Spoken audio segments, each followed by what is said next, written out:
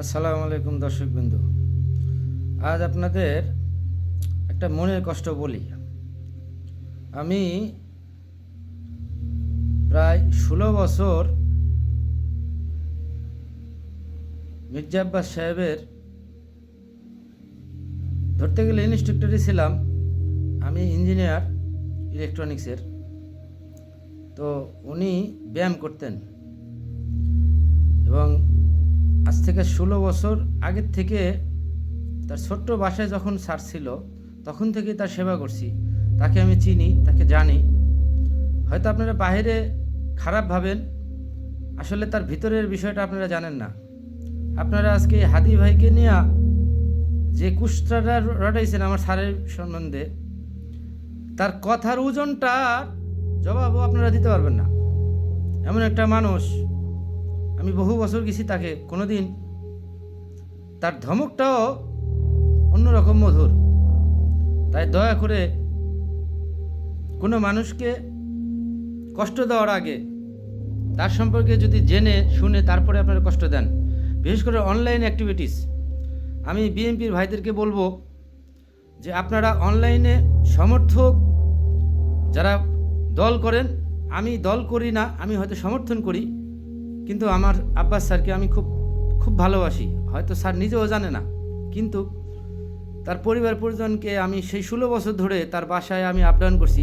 এমনকি হাসিনা সরকারের সময় তার গেট থেকে আমাকে মুখ বান্ধা সাদা গাড়িতে নিয়ে গেছিল এবং স্যারকে জেলখানায় নিয়ে গেছিল। আমি স্যারকে আজ পর্যন্ত জানাই নাই। তো মেহরবানি করে আপনারা আমার স্যারের জন্য দোয়া করবেন এবং অবশ্যই তাকে খারাপ ভাববেন না। সে কাউকে এই বয়সে মারার জন্য হুকুম দেবে না।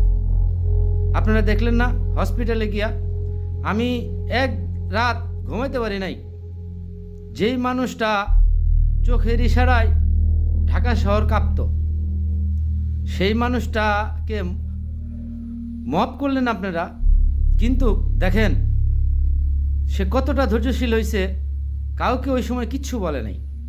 এতে ধরে নিন, মানুষ যখন ভালো পথে থাকে, আল্লাহ আল্লাহর পথে থাকে, তখন তাকে কেউ দাওয়া রাখতে পারে না। আল্লাহ না করুক যদি নির্বাচন হয়, দেখেন এবার আমাদের আব্বাস স্যার 1 লাখ ভোটের ব্যবধানে জিতবে, তার বেশিও ভোটের ব্যবধানে জিতবে। আপনারা সবাই দোয়া করবেন এবং ভালো থাকবেন। গীবতকারীকে আল্লাহ কখনো পছন্দ করে না।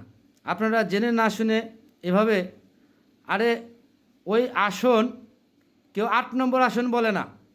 সারা বাংলাদেশের প্রত্যেকটা আনাচে কানাচে গ্রামে গঞ্জে সবাই জানে যে ওইটা আব্বাস সাহেবের আসন, অর্থাৎ আব্বাস স্যারের আসন। এর কারণ কি? আপনারা তার সাথে পার্সোনালি দেখা করে তার সাথে কথা বলে দেখেন সে কী ধরনের মানুষ। কত কবি, সাহিত্যিক, সাংবাদিক, নেতা, কত ইভেন কত মানুষকে আমি তার সামনে যাওয়া দেখছি। আমার পাশে যখন মেশিনে হাঁটছে, আমাকে নিজের সন্তানের মতো সে কথা বলতো। আমি যদি কোনো কিছু বলতে লাগতাম, সে ধমক দিয়ে বলতো, কিন্তু তার কথাগুলি এত ভালো লাগতো। আমি আজকে 22 বছর ধরে তাকে আমার অন্তরে পোষণ করি। হ্যাঁ, আপনারা মনে করবেন চামচামি করতেছি, না, আমি চামচামি করতেছি না। আমার এই ভিডিওটা যদি আমার স্যার কখনো দেখে, আমাকে যদি চিনতে পারে, তাইলে বুঝতে পারবে। আজকে প্রায় 2-3 বছর ধরে আমি তার বাসায় যাই না, কিন্তু সে যখন জেলে ছিল, আবার জেল থেকে যখন বেরোতো, আমি তখন তার বাসায় যেতাম। দোয়া করবেন, সে খুবই অসুস্থ মানুষ, আল্লাহ যেন তাকে সুস্থতা দান করে এবং শেষবারের মতো একটা নির্বাচন করতেছে। আপনারা সবাই দয়া করে ধানের শীষে ভোট দেবেন। বেগম খালেদা জিয়ার পক্ষ থেকে এবং আমার আব্বাস স্যারের পক্ষ থেকে আমি এই অধম আপনাদেরকে অনুরোধ করতেছি, আপনারা জীবনের শেষবারের মতো হলেও ধানের শীষে ভোট দেবেন। ধন্যবাদ। বাংলাদেশ চিরজীবী হোক। আসসালাম।